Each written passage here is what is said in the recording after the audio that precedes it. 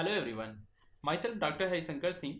In the previous video, I have discussed about the Gauss law, and now in this video, I will be explaining the application of Gauss law. Here is the outlines. First, I will start with the electric flux due to the point charge, and then I will discuss about the electric flux due to the infinite line charge, and later on we will discuss about the electric flux due to the infinite seed charge. Basically, the procedure for applying the Gauss law to calculate the electric field involves first knowing whether the symmetric exists or not. Once it has been found that symmetric charge distribution exists, then we construct a mathematical closed surface known as the Gaussian surface. Now for more clarity, let's try to find the electric flux density D due to the point charge. Look at this figure. Suppose a point charge is located at origin. To determine the electric flux D at a point P, first we are choosing a spherical surface containing point P, which will be satisfying the symmetry conditions. So as you can see in this figure, a spherical surface centered at origin is the Gaussian surface. Since vector D is everywhere normal to the Gaussian surface, that is D is equal to dr AR. That means electric flux is directed along the unit vector AR. Now apply the Gauss law. That means psi is equal to Q enclosed. It will give Q is equal to closed surface integral D dot ds. And D is oriented along the R direction. So we can write dr closed surface integral ds. Basically we know the differential surface of the sphere. We have already calculated during the coordinate system, where closed surface integral ds can be written as integral phi from 0 to 2 pi integral theta from 0 to pi r square sine theta d phi. This is basically differential surface of the sphere. After integration with respect to theta and phi and putting the limits of theta and phi, we will get ds is equal to 4 pi r square, and thus we have the electric flux density D is equal to q by 4 pi r square AR, where AR is the unit vector in the direction of R. Now I will explain how electric flux D due to the infinite line charge is calculated. Look at this figure. Suppose the infinite line of the uniform charge density rho L of unit coulomb per meter lies along the z axis. To calculate the electric flux density D at a point P, we choose a symmetrical surface containing point P to satisfy the symmetry condition as given in the figure. The electric flux density D is constant and normal to the cylindrical Gaussian surface.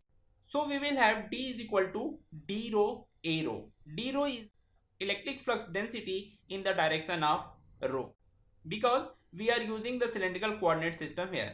Now apply Gauss law to an arbitrary length L of the line. This will give Q is equal to rho L L, and this will be equal to closed surface integral d rho dot ds. Now we can write d rho dot ds cos theta. So this can be written as closed surface integral d rho ds cos theta. As I told you, the electric flux density is normal to the cylindrical Gaussian surface. So we have theta as 0 degree. So rho L is equal to closed surface integral d rho ds cos 0 degree. And this will give the closed surface integral d rho ds, and this will be equal to d rho closed surface integral ds, where ds is basically the surface area of the cylinder.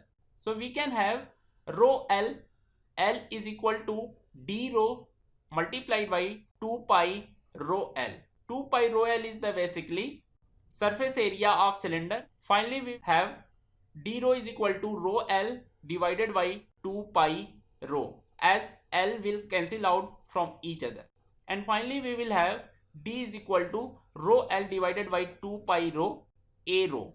A rho is the basically unit vector in the direction of rho. Now let's see the electric flux due to the infinite seed charge. Consider an infinite seed of uniform charge density rho s and it have the unit coulomb per meter square lying on the z is equal to 0 plane, that means xy plane, as given in the figure.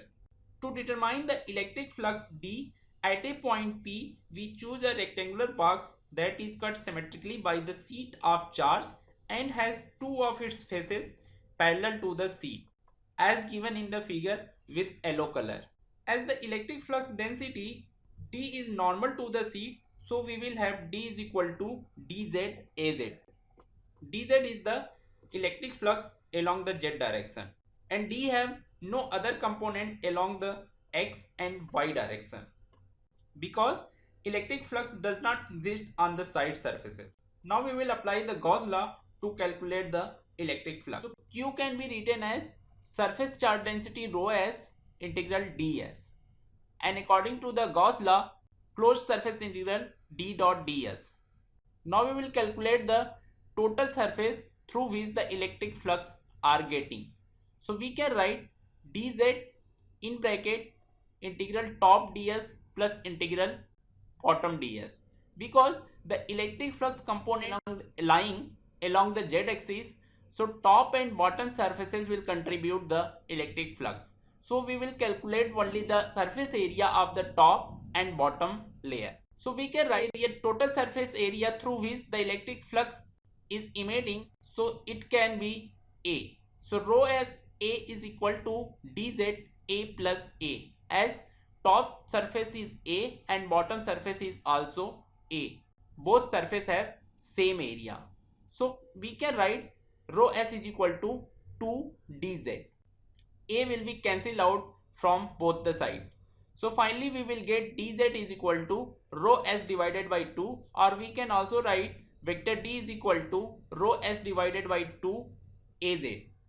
Az is the unit vector in the direction of z, and we will calculate electric field from the electric flux. Then we will have electric field is equal to rho s divided by 2 epsilon az. Thank you for watching this video.